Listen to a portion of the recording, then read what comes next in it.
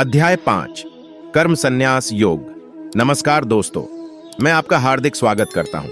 गीता की गंगा में बहते हुए हम 5वें चैप्टर पर आ गए हैं। दोस्तों, दुनिया में कुछ अलग करना है तो दुनिया से कुछ अलग जानना भी पड़ेगा, और गीता से बड़ा कोई ज्ञान नहीं। और अगर आपने सबसे बड़े ज्ञान यानी भगवत गीता को समझ लिया तो फिर ऐसा क्या है जो आप नहीं कर सकते।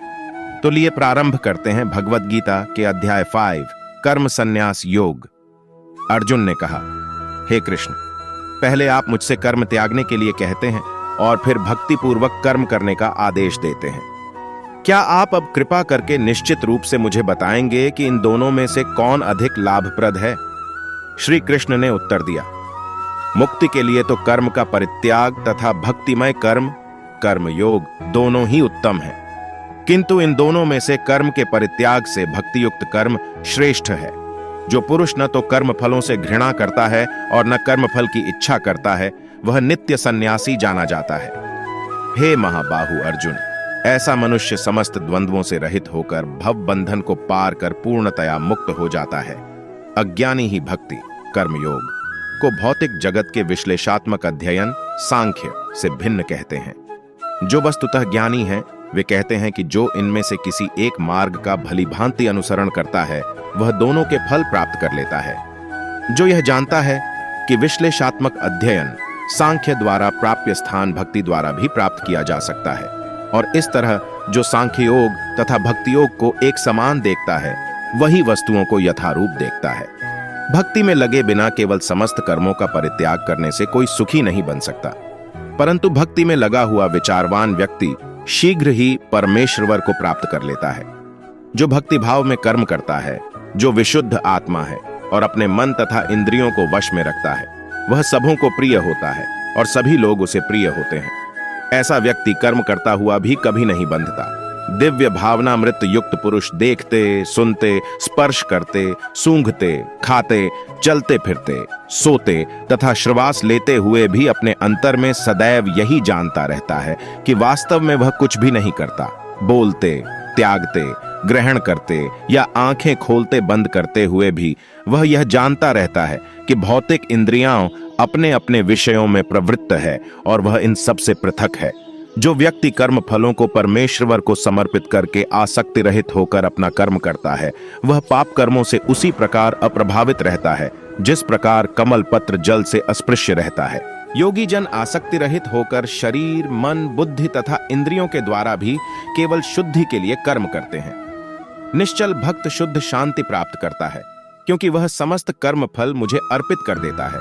किंतु जो व्यक्ति भगवान से युक्त नहीं है और जो अपने श्रम का फलकामी है, वह बंध जाता है। जब देहधारी जीवात्मा अपनी प्रकृति को वश में कर लेता है और मन से समस्त कर्मों का परित्याग कर देता है, तब वह 9 द्वारों वाले नगर भौतिक शरीर में बिना कुछ किए कराए सुखपूर्वक रहता है। शरीर रूपी नगर का स्वामी देहधारी जीवात्मा न तो कर्म का सृजन करता है, न लोगों को कर्म करने के लिए प्रेरित करता है, न ही कर्म फल की रचना करता है। यह सब तो प्रकृति के गुणों द्वारा ही किया जाता है।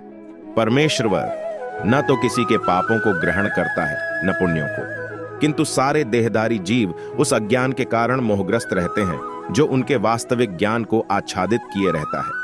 किंतु जब कोई उस ज्ञान से प्रबुद्ध होता है जिससे अविद्या का विनाश होता है, तो उसके ज्ञान से सब कुछ उसी तरह प्रकट हो जाता है जैसे दिन में सूर्य से सारी वस्तुएं प्रकाशित हो जाती हैं। जब मन, बुद्धि, श्रद्धा तथा शरण सब कुछ भगवान में स्थिर हो जाते हैं, तभी वह पूर्ण ज्ञान द्वारा समस्त कर्म से शुद्ध होता है और मुक्ति के पथ पर अग्रसर होता है। विनम्र साधु पुरुष अपने वास्तविक ज्ञान के कारण एक विद्वान तथा विनीत ब्राह्मण गाय, हाथी, कुत्ता तथा चांडाल को समान दृष्टि संभाव से देखते हैं। जिनके मन एकत्व तथा समता में स्थित हैं, उन्होंने जन्म तथा मृत्यु के बंधनों को पहले ही जीत लिया है। वे ब्रह्म के समान निर्दोष हैं और सदा ब्रह्म में ही स्थित रहते हैं। जो न तो प्रिय वस्तु को पाकर हर्षित होता है और न अप्रिय को पाकर विचलित होता है, जो स्थिर बुद्धि है, जो मोह रहित और भगवद विद्या को जानने वाला है, वह पहले से ही ब्रह्म में स्थित रहता है। ऐसा मुक्त पुरुष भौतिक इंद्रिय सुख की ओर आकृष्ट नहीं होता, अपितु सदैव समाधि में रहकर अपने अंतर में आनंद का अनुभव करता है। इस प्रकार स्वरूप सिद्ध व्यक्ति पर ब्रह्म में एकाग्र चित्त होने के कारण असीम सुख भोगता है बुद्धिमान मनुष्य दुख के कारणों में भाग नहीं लेता जो कि भौतिक इंद्रियों के संसर्ग से उत्पन्न होते हैं। हे कुंती पुत्र, ऐसे भोगों का आदि तथा अंत होता है, अतः चतुर व्यक्ति उनमें आनंद नहीं लेता। यदि इस शरीर को त्यागने के पूर्व कोई मनुष्य इंद्रियों के वेगों को सहन करने तथा इच्छा एवं क्रोध के वेग को रोकने में समर्थ होता है, तो वह इस संसार में सुखी रह सकता है। जो अंतःकरण में सुख का अनुभव करता है, जो कर्मठ है और अंतःकरण में ही रमण करता है तथा जिसका लक्ष्य अंतर्मुखी होता है, वह सचमुच पूर्ण योगी है। वह परब्रह्म में मुक्त पाता है और अंततोगत्वा ब्रह्म को प्राप्त होता है। जो लोग संशय से उत्पन्न होने वाले द्वैत से परे हैं, जिनके मन आत्म साक्षात्कार में रत हैं, जो समस्त जीवों के कल्याण कार्य करने में सदैव व्यस्त रहते हैं और जो समस्त पापों से रहित हैं, वे ब्रह्म निर्वाण मुक्ति को प्राप्त होते हैं। जो क्रोध तथा समस्त भौतिक इच्छाओं से रहित हैं, जो स्वरूप सिद्ध आत्म संयमी हैं और संसिद्धि के लिए निरंतर प्रयास करते हैं, उनकी मुक्ति निकट भविष्य में सुनिश्चित है। समस्त इंद्रिय विषयों को बाहर करके दृष्टि को भौहों के मध्य में केंद्रित करके प्राण तथा अपान वायु को नथुनों के भीतर रोककर और इस तरह मन इंद्रियों तथा बुद्धि को वश में करके जो मोक्ष को लक्ष्य बनाता है, वह योगी इच्छा, भय तथा क्रोध से रहित हो जाता है। जो निरंतर इस अवस्था में रहता है, वह अवश्य ही मुक्त है। मुझे समस्त यज्ञों तथा तपस्याओं का परम भोक्ता, समस्त लोकों तथा देवताओं का परमेश्वर एवं समस्त जीवों का उपकारी एवं हितैषी जानकर मेरे भावनामृत से पूर्ण पुरुष भौतिक दुखों से शांति लाभ करता है। तो दोस्तों, यह था अध्याय 5। इसमें कृष्ण ने अर्जुन की दुविधा को दूर करते हुए बताया कि संन्यास योग और कर्म योग दोनों ही रास्ते भगवान की ओर ले जाते हैं, लेकिन कर्म योग कुछ विशेष है, इस दुनिया और उसे दुनिया के बीच की कड़ी है। यह थी भगवत गीता। तो दोस्तों, अध्याय 6 में फिर से मुलाकात होगी। तब तक के लिए आप मुझे आज्ञा दीजिए। जय श्री कृष्ण।